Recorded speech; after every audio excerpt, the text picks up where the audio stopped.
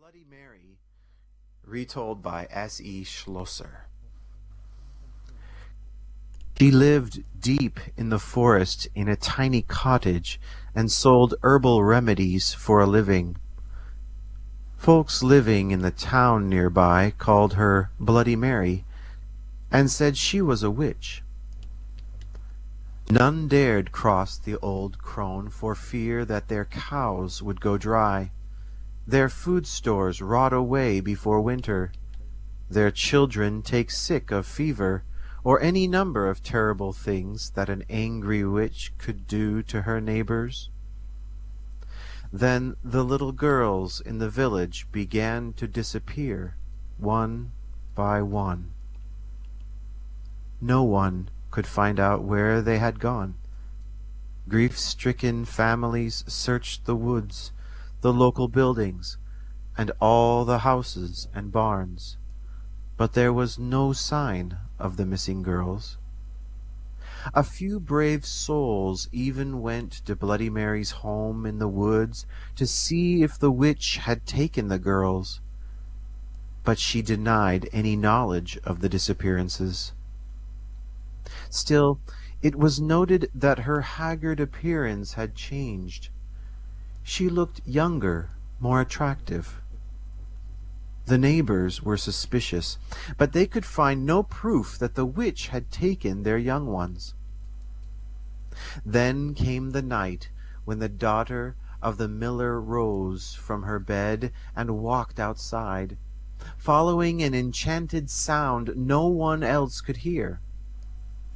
The miller's wife had a toothache and was sitting up in the kitchen treating the tooth with an herbal remedy when her daughter left the house. She screamed for her husband and followed the girl out the door. The miller came running in his nightshirt. Together they tried to restrain the girl, but she kept breaking away from them and heading out of town.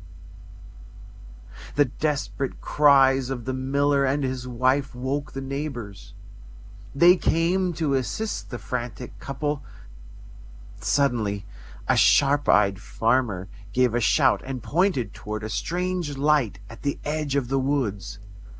A few townsmen followed him out into the field and saw Bloody Mary standing beside a large oak tree, holding a magic wand that was pointed towards the miller's house. She was glowing with an unearthly light as she set her evil spell upon the miller's daughter. The townsmen grabbed their guns and their pitchforks and ran toward the witch. When she heard the commotion, Bloody Mary broke off her spell and fled back into the woods.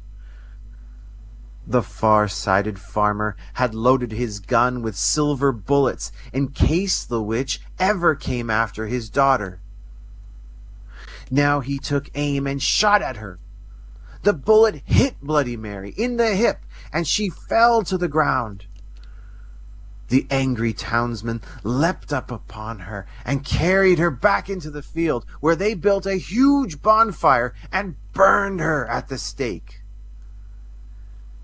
As she burned, Bloody Mary screamed a curse at the villagers. If anyone mentioned her name aloud before a mirror, she would send her spirit to revenge herself upon them for her terrible death. When she was dead, the villagers went to the house in the wood and found the unmarked graves of the little girls the evil witch had murdered. She had used their blood to make her young again.